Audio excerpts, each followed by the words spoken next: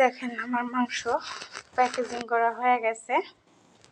আর packaging করার পরে তো এখানে দেখেন আমি টাটকা মাংস নিয়েছি রান্না করব বলে। আপনাদের ভাইয়া টাটকা মাংস খেতে ভীষণ ভালোবাসে, ফ্রিজে রাখলেও সেভাবে খেতে চায় না।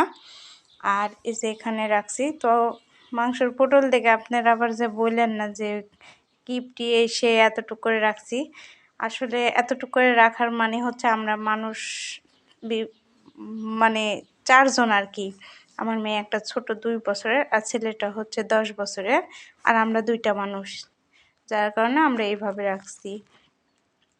আর দেখেন কিভাবে আমি ফ্রিজে রাখি, কিভাবে বলতে আপনারা সবাই রাখেন। আর এই যে এখানে আগের এক পটল ছিলই আপনার হচ্ছে দেশি মুরগির। তো দেখেন গাইস এতগুলা হয়েছে। এখন আমি এইগুলা সব এই তো এই গামলাতে করে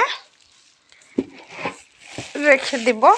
এই তো আমি দেখেন আমাদের মানুষ আমরা অনেক, কিন্তু আমাদের যৌথ ছিলাম এতদিন, কারণ আমরা আলাদা হয়ে যাওয়ার কারণে তো ফ্রিজটা আমাদের ছোটই হয়ে গেছে।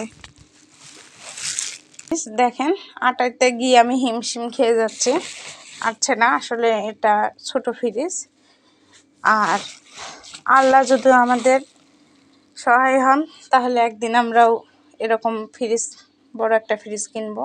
এটা অনেক ছোট, আমাদের অনেক কষ্টই হয় ছোট ফ্রিজে রাখতে। তো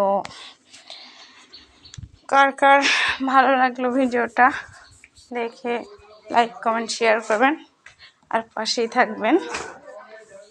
ধন্যবাদ সবাইকে। ভালো লাগলে লাইক কমেন্ট শেয়ার করবেন। ভালো থাকবেন। আল্লাহ হাফিজ।